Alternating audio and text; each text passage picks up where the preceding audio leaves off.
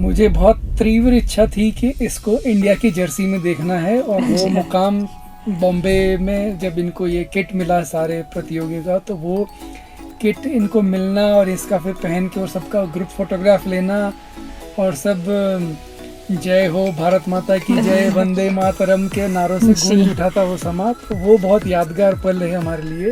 अभी भी जैसे लगभग 1 महीने से ऊपर हो गया, लेकिन फिर भी अभी बधाई देने वाले लोग मिलते हैं, तांता लगा हुआ है। तो ये हमारे लिए बहुत ही गर्व की बात है। किसने आपको सबसे ज्यादा सपोर्ट किया दोनों चीजों को बैलेंस करने में? इसमें जिनिशा ने जो भी मुकाम हासिल किया है, इसमें 90% श्रेय इनकी माताजी का है जी। तो साउथ अफ्रीका जाने से पहले आपके मन में क्या चल रहा था? कि कहीं चोट वोट ना लग जाए या फिर कुछ ऐसा एक्सीडेंट नहीं हो जाए। तब मेरे को लगा था कि ये हार्ड हो रहा है थोड़ा, क्योंकि तभी मेरे नेशनल लेवल चैम्पियनशिप भी थी और एग्ज़ाम्स भी थे हाफ ईयरली। इसके आगे मैं चाहती हूँ कि मैं ओलंपिक्स में जाऊँ, वहाँ पे मेडल आए।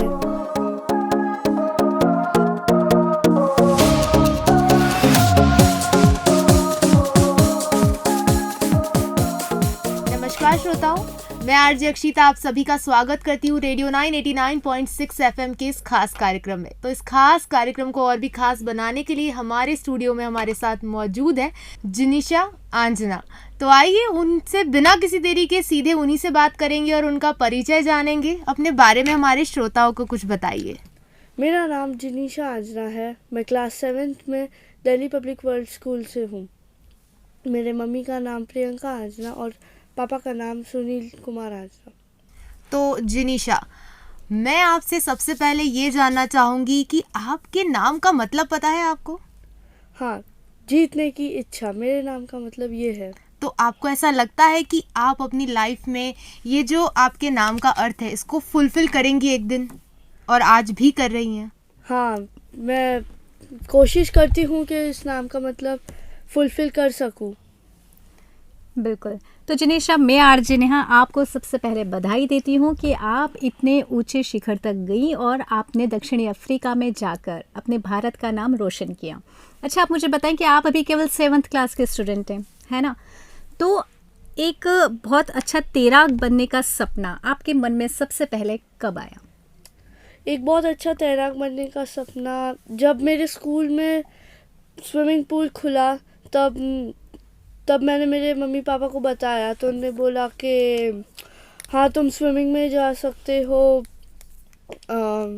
अच्छी अपॉर्चुनिटी है। आपको मज़ा आता था स्विमिंग करने में? सबसे पहले जब आपको पता चला कि मेरे स्कूल में एक पूल खुला है, तो वो एक्साइटमेंट कैसा था आपके लिए? वो बहुत एक्साइटिंग था, क्योंकि बाकी किसी आसपास के स्कूल में ऐसी कोई फैसिलिटी नहीं थी। आप कौन सी क्लास में थी जब आपने सबसे पहले तैरना शुरू किया? मैं तो बहुत छोटी उम्र से तैरना चालू किया है मैंने। जब मैं फर्स्ट में होंगी तब शायद तक अच्छे से करा होगा। ओके, तो फर्स्ट क्लास से ही क्या आपने सपना देखा था कि कभी आपको इतने ऊंचे स्पोर्ट्स के लिए जो भी कॉम्पिटिशन्स होते हैं उसमें पार्टिसिपेट करना है, या धीरे धीरे आपके मन में आया?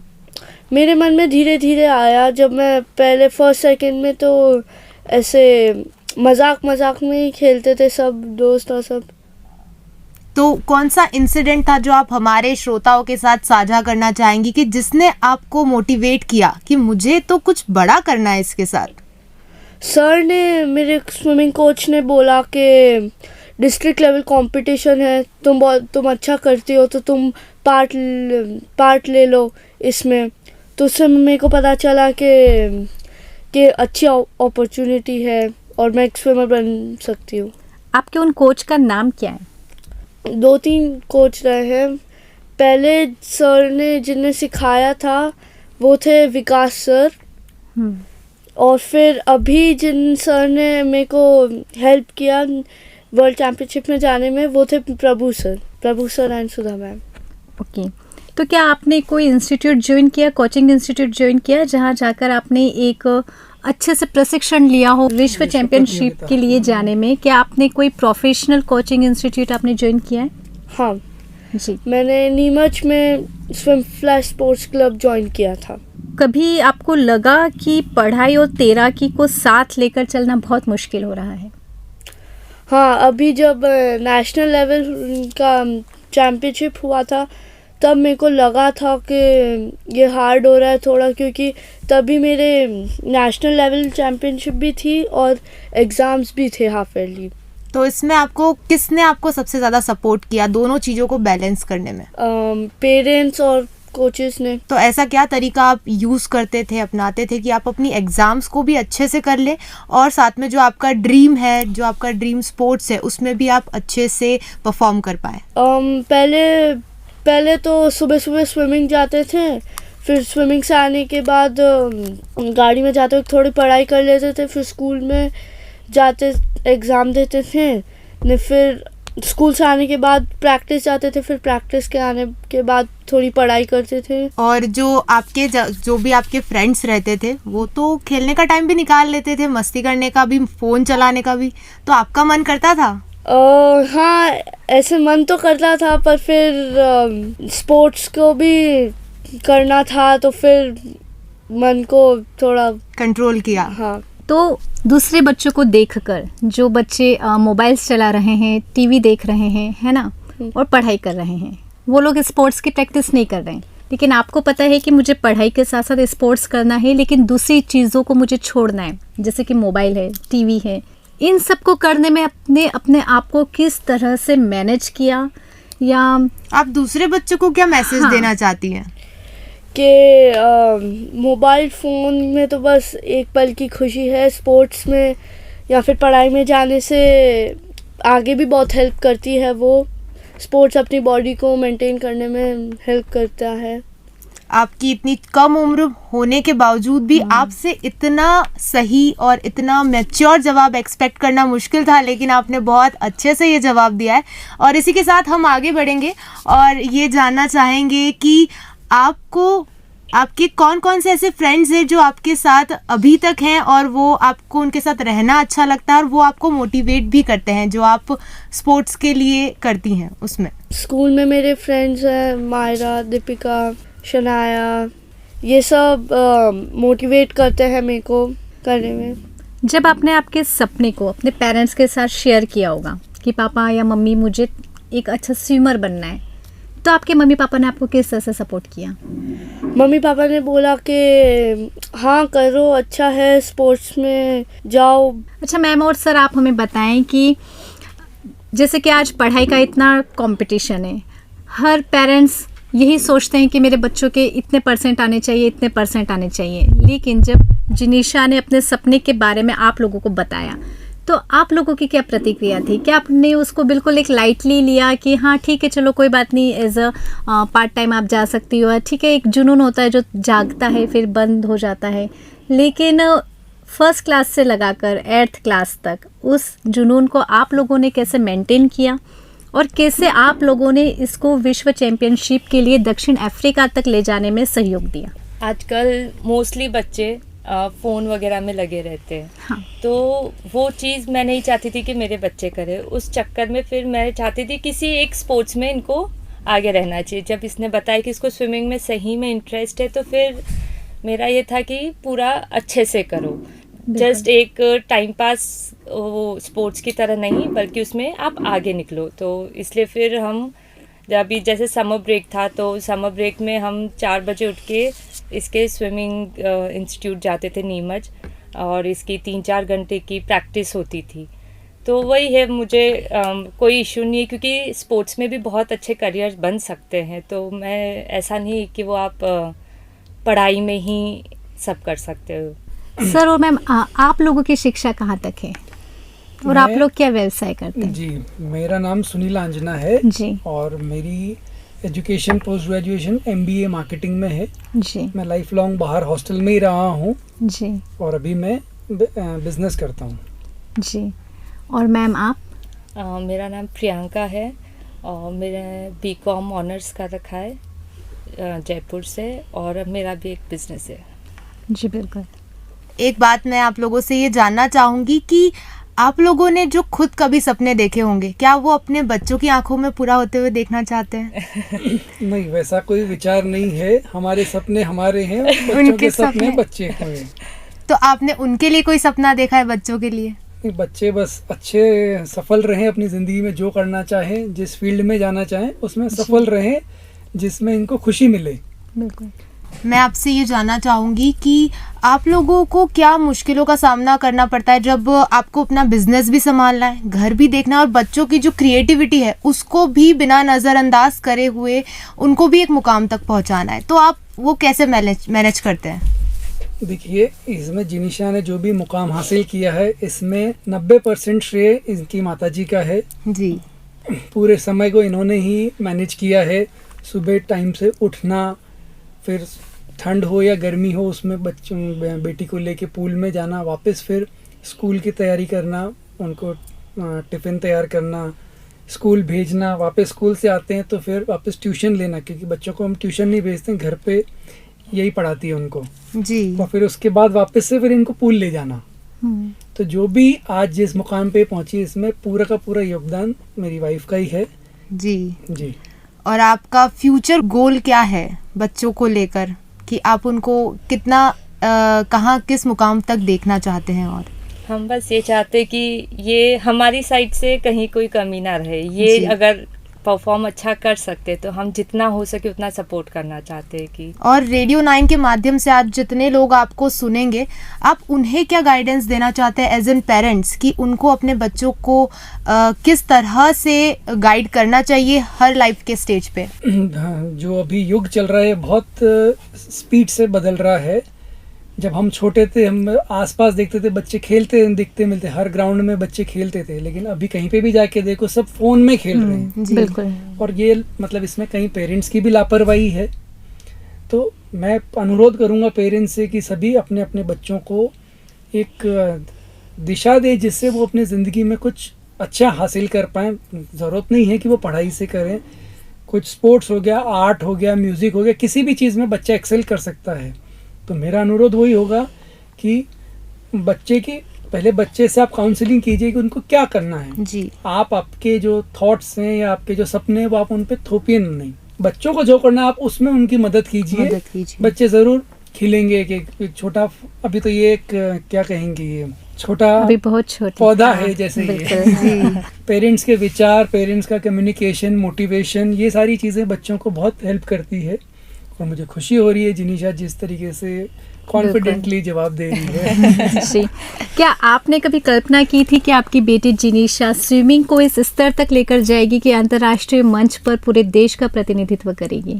ऑनेस्टली हमने ये कभी सोचा नहीं था, हमने कभी इमेजिन भी नहीं किया था। और इस कंपटीशन के बारे में भी हमें थोड़े टाइम पहले ही पता चला। हाँ। जो नीमच में जो कोच है प्रभु सर, उन्होंने बताया था और फिर उनकी निगरानी में इसने प्रैक्टिस की और इस लेवल पे पहुंची है। तो हमने तो बिल्कुल भी नहीं सोचा था कि ये इंटरनेशनल लेवल तक जा पाएगी। तो प्रियंका जी, आप हमें बताएं कि स्विमिंग क्लासेस ज्वाइन करने के बाद किस स्तर से इन्होंने उस प्रतियोगिता में भाग लेने की प्रक्रिया शुरू की? उस स्तर तक जाने की प्रतियोगिता में भाग लेने की प्रक्रिया क्या होती है? तो सबसे बड़ी बात होती है प्रैक्टिस।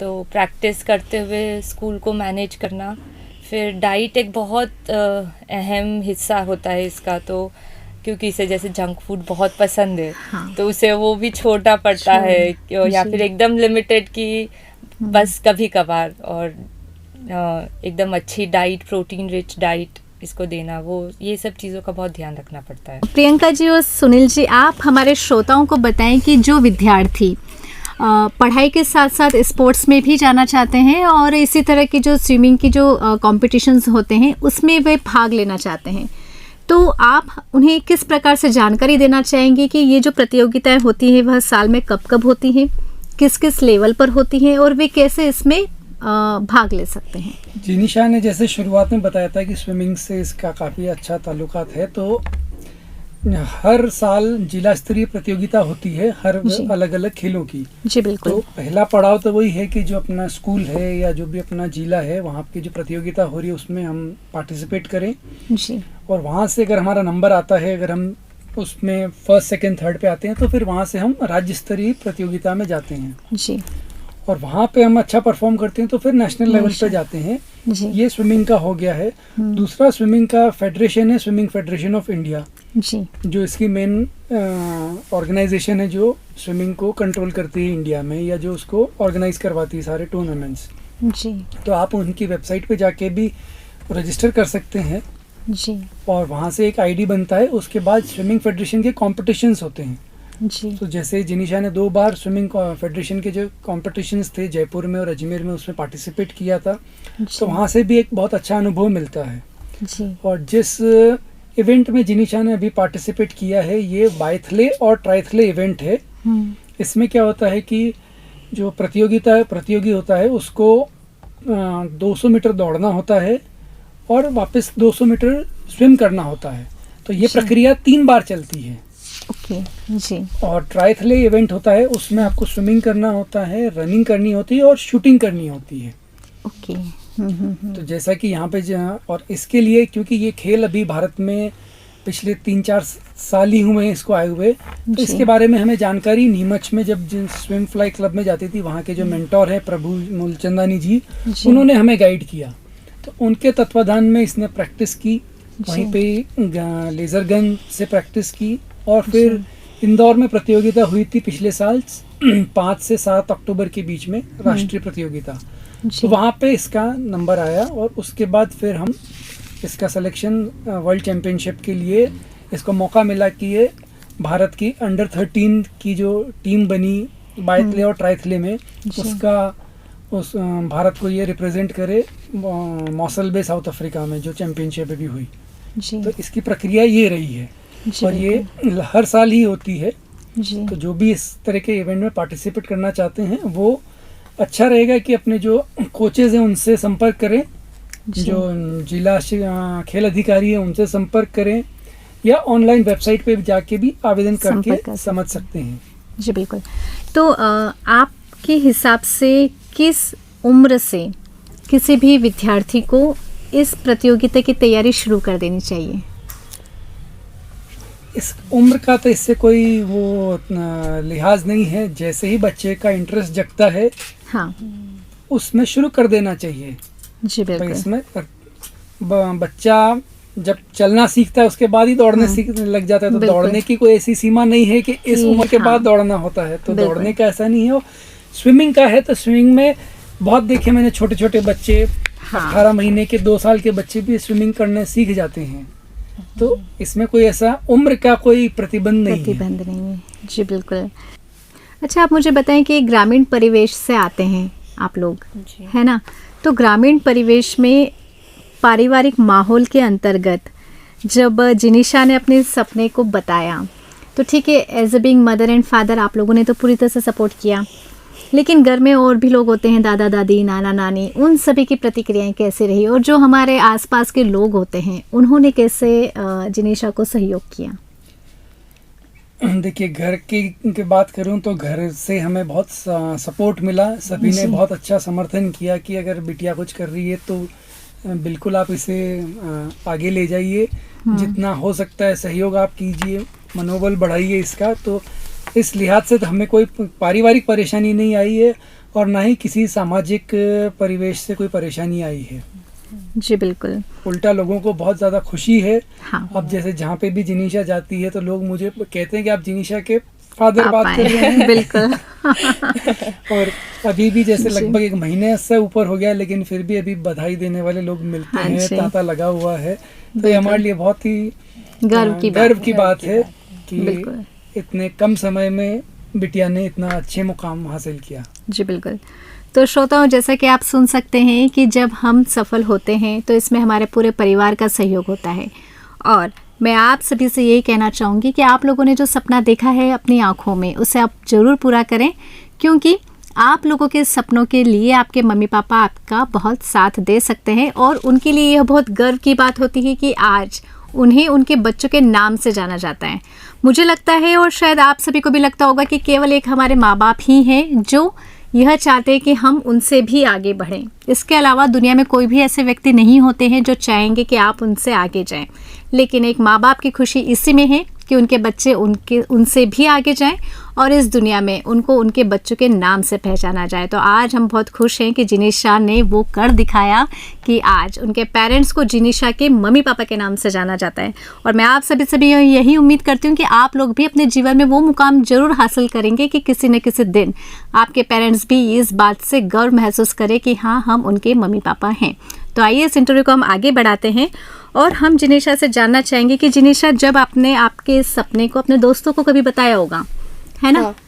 तो आपके दोस्तों ने क्या कभी आपका मजाक बनाया, यार पढ़ाई कर लो, इन चीज़ों में तो कोई फ्यूचर नहीं रखा है? नहीं, वैसे ऐसा तो नहीं बोला है, पर मजाक तो उड़ाया ही है ऐसे। बिल्कुल। तो जिनीशा ने आज वर्ल्ड चैंपियनशिप में हिस्सा लेकर और दक्षिणी अफ्रीका में भारत को रिप्रेजेंट करके कहीं ना कहीं उन मजाकों का मुंह तोड़ जवाब दिया है। और मैं बिल्कुल उम्मीद करती हूँ कि जिनीशा के अब जितने भी फ्रेंड्स हैं वह सब इन्हें सपोर्ट करेंगे और वे भी इनसे सीखें और आगे बढ़ने की कोशिश करें। अच्छा जिनीशा, आप बताएं कि जब आप थक जाती थी, स्विमिंग कर आना, फिर स्कूल जाना, फिर आकर वर्क करना, फिर आप अपने आप को किस तरह से मैनेज करती थी? मैनेज करना थोड़ा हार्ड होता था कि मतलब ऐसे फ़ोन चलाने का और टीवी देखने का बहुत मन होता था, पर पता था कि स्पोर्ट्स और पढ़ाई बहुत इम्पोर्टेंट है उन सारी चीज़ों से। क्या कभी आपने हार का सामना किया है? हाँ, बहुत बार। हार तो बहुत बार ऐसे मिली है। जब फर्स्ट टाइम स्टेट लेवल गए थे तब तो बुरी तरीके से हारी थी मैं। बिल्कुल। तब उस समय आपके मन में क्या चल रहा था और उस हार से बाहर निकलने में आपकी मदद सबसे ज़्यादा किसने की? उस टाइम लग रहा था कि बाकी सब प्लेयर्स तो इतना आगे निकल गए। क्या आपके मन में आया कि मुझे अब नई कोशिश करनी है या मुझे इस प्रतियोगिता का हिस्सा नहीं बनना है, मुझे छोड़ देना चाहिए? क्या कभी भी ऐसा मन में आया आपके? हाँ, ऐसे थोड़ी बार आया था, पर फिर लगा कि नहीं। अच्छा, तो अगर अब हम बात करें आपके कोच, आपके संस्थान और आपकी तैयारी की, तो आप हमें बताएं कि स्विमिंग की प्रोफेशनल ट्रेनिंग आपने कहाँ से शुरू की? प्रोफेशनल ट्रेनिंग मैंने नीमच से। जी। और आपके कोच का क्या नाम रहा है? प्रभु सर, प्रभु मूलचंदानी और सुधा मैम। जी बिल्कुल। आपके कोच का व्यवहार कैसा था आपके प्रति? सर का व्यवहार अच्छा ही था और मतलब क्या उन्हें भी पूरा welcoming विश्वास था कि आप इस स्तर तक जा पाएंगे? हाँ, मतलब था, बाकी सारे प्लेयर्स भी जा सकते थे तो उन्हें विश्वास तो था ही पूरा। मेरे को बहुत सारे कोचेस ने ट्रेन किया था, Ayush sir, Nilesh sir, Sameer sir, Prabhu sir, Sudha ma'am और ऐसे के बहुत सारे, सबने ट्रेन किया। उनकी ऐसी कोई बात जिसने आपको कभी हारने नहीं दिया हो, या कभी जब आपने हार का सामना किया है उसके बाद भी आपके मन में आपके सपने को पूरे करने की ललक बनी रही? हाँ, मतलब बाकी सारे प्लेयर्स भी हारते थे, जीतते भी थे, तो ऐसा लगता था कि हाँ, हो जाएगा। बिल्कुल। क्या कभी आपको लगा कि ट्रेनिंग बहुत टफ है? हाँ, ऐसा तो स्टार्टिंग में बहुत लगा था। बिल्कुल। जब हम समर में जाते थे, जब इसकी ट्रेनिंग शुरू ही हुई थी, तो बहुत बार ऐसा होता था, ऑलमोस्ट डेली ये एक बार तो रोती थी पूल में, क्योंकि वो कंटिन्यूसली 3-4 घंटे, कभी 5 घंटे भी हो जाते थे। समर ब्रेक था तो ऐसे स्कूल जाने का कोई टाइम की पाबंदी थी नहीं, तो सर को था कि पूरा इस टाइम को अच्छे से यूटिलाइज करना है। तो ऑलमोस्ट ये रोज उसके आंसू आते रहते थे और बोलते थे सर कि इतने राउंड्स करने, तो वो फिर भी करती रहती थी। सही है। तो बिल्कुल कहीं ना कहीं यह इनकी कड़ी मेहनत ही है कि आज ये साउथ अफ्रीका तक जाकर अपने भारत को रिप्रेजेंट कर आई है ना? अच्छा जिनीशा, आप मुझे बताएं कि जब आप साउथ अफ्रीका जाने के लिए सेलेक्ट हुई, है ना, तो साउथ अफ्रीका जाने से पहले आपके मन में क्या चल रहा था? कि कहीं चोट वोट ना लग जाए या फिर कुछ ऐसा एक्सीडेंट नहीं हो जाए। बिल्कुल बिल्कुल। तो विदेश में भारत का प्रतिनिधित्व करने के बाद आपके मन में क्या है, कैसा सुकून है, या और कुछ आगे कोई बड़ा लक्ष्य? कि हाँ और प्रैक्टिस करनी है, अभी तो शुरुआत है। बिल्कुल। तो साउथ अफ्रीका के बाद आप खुद में क्या बदलाव महसूस करेंगी? वहाँ से बहुत सारी चीज़ें सीखने के मिली थी, कैसे कंपटीशन था वहाँ पे और कैसे प्रिपेयर करना चाहिए आगे। बिल्कुल। अच्छा मैम और सर, आप हमें एक बात बताएं कि क्या आप मानते हैं कि बच्चों के सपने उनके अपने होने चाहिए, लेकिन माता पिता का कर्तव्य उन्हें सही मार्गदर्शन देना भी है ना? तो जो बच्चे पढ़ाई से हटकर कहीं और अपना करियर देखते हैं, तो आप ऐसे पेरेंट्स को क्या कहना चाहेंगे कि वे उनके सपनों को सपोर्ट करें बजाय पढ़ाई के परसेंट्स और मार्क्स के पीछे पड़ने? मेरा जो निजी अनुभव कहता है जी कि शिक्षा सब बहुत कुछ है लेकिन सब कुछ नहीं है। हाँ, तो अगर बच्चों को जिस भी दिशा में प्रबल इच्छा है कि हमें इस फील्ड में आगे बढ़ना है, तो माता पिता का कर्तव्य है, फर्ज भी बनता है कि उस दिशा में बच्चों को मोटिवेट करे और उस जितना हो सकता है उतना माता पिता को करना चाहिए। बिल्कुल। अच्छा जिनेशा, आप बताएं कि छोटे शहरों में तो इन तरह की सुविधाओं की बहुत कमी होती है, लेकिन फिर भी जो स्टूडेंट्स ऐसे सपने देखते हैं वे उन्हें पूरा करने के लिए क्या कर सकते हैं?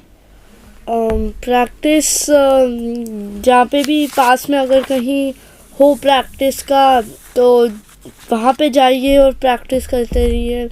आपके स्कूल में जो आपके टीचर्स थे उन्होंने आपको कितना सपोर्ट किया? क्या कभी उन्होंने आपसे कहा कि जिनेशा पढ़ाई पर ध्यान दो, स्विमिंग तो होती रहेगी लेकिन पढ़ाई ज़रूरी है? नहीं, ऐसा तो कभी ऐसे बोला नहीं है। उनको ऐसे मतलब एज मच कोई प्रॉब्लम नहीं थी।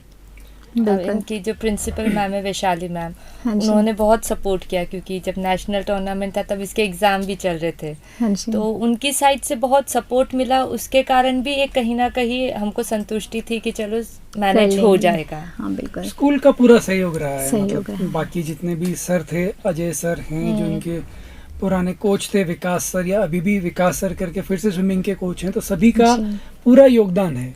स्कूल का भी इसमें बहुत बड़ा योगदान है कि इस मुकाम पर उनके एक स्टूडेंट पहुंची, तो ये स्कूल के लिए भी गर्व स्कूल की के लिए बात भी है। गर्व की बात है। बिल्कुल। तो जिनेशा, अब आपका सपना क्या है? इसके आगे आप क्या मुकाम हासिल करना चाहती हैं? इसके आगे मैं चाहती हूँ कि मैं ओलंपिक्स में जाऊँ, वहाँ पे मेडल आए। बिल्कुल। और मैं जिनेशा के मम्मी पापा से भी पूछना चाहूँगी कि वे अब अपनी बेटी के लिए क्या सपना देखते हैं? बेटी के लिए तो हमारा सपना वही है, जो ये करना चाहती है उसको पूरा करने में हम प्रतिबद्ध हैं। बस यही एक हमारी इच्छा है और हम वही चाहेंगे कि इसको ओलंपिक्स में जाए या और भी किसी वर्ल्ड चैम्पियनशिप में पार्टिसिपेट करे, जिसमें भी करना हो हम उसके लिए पूरी तरीके से तैयार हैं। जी बिल्कुल। तो जिनेशा, जो भी आपका इंटरव्यू सुन रहे हैं और देख रहे हैं, है ना, आप उन स्टूडेंट्स से क्या कहना चाहेंगी कि वे अपने सपनों के लिए किस तरह से तैयारी करें कि पढ़ाई और अपने सपनों में एक संतुलन ला पाएँ और अपने सपनों को पूरा कर पाएँ?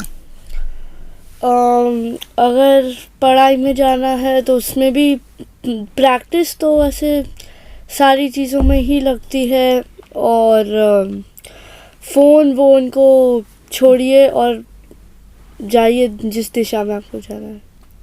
बिल्कुल। और आप उन पेरेंट्स से क्या कहना चाहेंगे जो केवल बच्चों की पढ़ाई के पीछे पड़ते हैं और उनके दूसरे फील्ड के जो सपने होते हैं उन्हें नज़रअंदाज कर देते हैं? पढ़ाई में ही सब कुछ नहीं है, बाकी चीज़ें भी होती है जिससे बच्चे को खुशी मिले और जिसमें अच्छे से वो चीज़ कर पाए। और मैं जिनेशा के मम्मी पापा से भी कहना चाहूँगी कि वे ऐसे पेरेंट्स, स्कूल्स और विद्यार्थियों को क्या संदेश देना चाहते हैं ताकि वे अपने सपनों को पूरा कर सकें, और ख़ास तौर पर माता पिता वे ऐसा क्या करें कि वे अपने बच्चों की पढ़ाई के साथ उनके दूसरे सपनों को भी पूरा कर पाएँ? आप उन्हें क्या संदेश देना चाहते हैं? बच्चों को तो मैं संदेश देना चाहूँगा कि जिस भी फील्ड में आपकी इच्छा है, लगन है, तो आप उसमें आगे बढ़िए।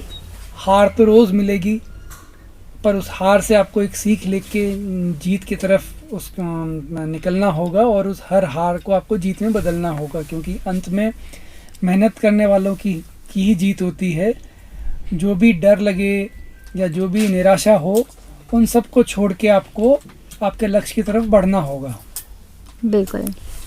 और मैं जिनेशा की मम्मी से भी पूछना चाहूँगी और साथ ही पापा से भी कि इस कार्यक्रम के अंत में वे अपनी बेटी से क्या कहना चाहते हैं, क्योंकि हमने बहुत सारी बातें की कि आप टीचर से क्या कहना चाहते हैं, आप कोच से क्या कहना चाहते हैं, लेकिन आज का जो दिन है वह केवल जिनेशा के लिए ही नहीं, आप लोगों के लिए भी बहुत ख़ास दिन है।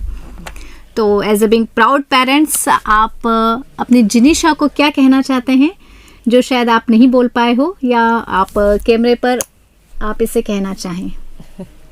हम तो बस यही कहना चाहते हैं कि आप जो भी कर रहे हो, give your best, give your 100%, और हम तुम्हारे साथ हैं, हम सपोर्ट करने के लिए भी आते हैं। अच्छा, आप लोग मुझे एक बात बताएं कि जब जिनेशा साउथ अफ्रीका में गई और जब वहाँ पे प्रतियोगिताएं चल रही थी और जब आखिरी समय पर जब आप लोगों के फोटोग्राफ्स लिए जा रहे थे और वो जो पल था जब सभी बच्चों को अपने पेरेंट्स के साथ खड़े होकर अपनी कंट्री को रिप्रेजेंट करना था, वो पल आप लोग कैसे शब्दों में बयां कर पाएंगे? वो तो एक मैं कहूँगा कि बहुत ही सपना था। बिल्कुल, क्योंकि हम लोगों ने केवल मूवीज में देखा है, लाइक सुल्तान मूवीज में, दंगल मूवीज में देखा है, कि जब बिल्कुल चक दे इंडिया में देखा है कि जब कोई स्पोर्ट पर्सन उस मुकाम पर जाता है तो जो पेरेंट्स लेकिन कोच के आंखों में भी आंसू आते हैं और एक चमक आती है कि नहीं, हमने जो सोचा था वो हमने कर दिखाया और आज हम इस मुकाम पर खड़े हैं कि वहाँ हमारे देश का झंडा लहरा रहा है और पूरी दुनिया हमें देख रही है। जी, मुझे बहुत तीव्र इच्छा थी कि इसको इंडिया की जर्सी में देखना है, और वो मुकाम बॉम्बे में जब इनको ये किट मिला सारे प्रतियोगी का, तो वो किट इनको मिलना और इसका फिर पहन के और सबका ग्रुप फोटोग्राफ लेना और सब जय हो भारत माता की जय, वंदे मातरम के नारों से गूंज उठा था वो समा, तो वो बहुत यादगार पल है हमारे लिए। और ज़िंदगी भर मैंने वही सोचा था, कभी न कभी कोई न कोई परिवार से या आसपास से ऐसा कोई मुकाम पे जाएगा जिससे हमें गर्व हो, लेकिन अब ये तो आप ही की बेटी ने किया। हाँ जी, तो हमारे ही घर में हमारी बेटी ने ये मुकाम हासिल किया। जी बिल्कुल। तो सर, कहते हैं ना कि हम जो सपने देखते हैं, हम लोगों ने कहीं ना कहीं जो सपना देखा होता है या जो पल हमने कभी महसूस किया होता है वह हमारी रियलिटी बनकर भी हमारे सामने आता है। इसलिए हमेशा कहते हैं अच्छा सोचो, अच्छा सपना देखो, है ना, कि हर एनर्जी ब्रह्मांड में जाके वापस लौट कर आती है। आप जैसा सोचेंगे वैसा ही होगा। हाँ बिल्कुल। तो जिनेशा, रेडियो 9 की भी आपके लिए बहुत बहुत शुभकामनाएं हैं कि आप बहुत आगे तक जाएं और बिल्कुल आप ओलंपिक जो गेम्स हैं उसमें आप गोल्ड मेडल लेकर आए हमारे देश के लिए। और मैं आरजे नेहा एक बार वापस से उम्मीद करती हूँ और आपको शुभकामनाएं देती हूँ कि जब ओलंपिक प्रतियोगिताओं में गोल्ड मेडल लेकर आएंगे तब मैं वापस आपका इंटरव्यू करूँगी। तो ये आज हमारे लिए भी बहुत गर्व की बात है कि हमारे स्टूडियो में एक ऐसी शख्सियत मौजूद है जिसने हमारे देश को इतने ऊंचे मुकाम पर ले जाकर रिप्रेजेंट किया। तो श्रोताओं, आज की यह बातचीत हमें यही सिखाती है कि सपने छोटे शहर नहीं देखते, बल्कि सपने सिर्फ हौसले देखते हैं। जिनेशा आंजना की कहानी और उस बेटी के लिए है जो पढ़ाई और खेल के बीच किसी एक को चुनने के दबाव में नहीं रही। जी हाँ, उन्होंने पढ़ाई और खेल दोनों के बीच में एक संतुलन स्थापित किया। यह कहानी माता पिता को भी बताती है कि अगर विश्वास दिया जाए तो बेटियां इतिहास रच देती है, और इसी तरह का इतिहास आज जिनेशा ने भी रचा है, जिसने दक्षिण अफ्रीका में जाकर हमारे देश को रिप्रेजेंट किया है। जिनेशा ने यह साबित किया है कि असफलताएं अंत नहीं होती, वह अगली उड़ान की तैयारियां कर रही होती हैं। तो हम जिनेशा के लिए कामना करते हैं कि जिनेशा का यह सफ़र ओलंपिक, एशियन गेम्स और देश के हर बच्चों के सपनों तक पहुंचे। साउथ अफ्रीका तक पहुंचना एक मंजिल नहीं, बस उनकी एक शुरुआत हो। इसी प्रेरणा के साथ आप विशेष साक्षात्कार को मैं आरजे नेहा यही विराम देती हूँ। तो आप सुन रहे थे एक कदम बदलाव की ओर रेडियो 989.6 FM पर, और मैं हूँ आरजे नेहा। धन्यवाद।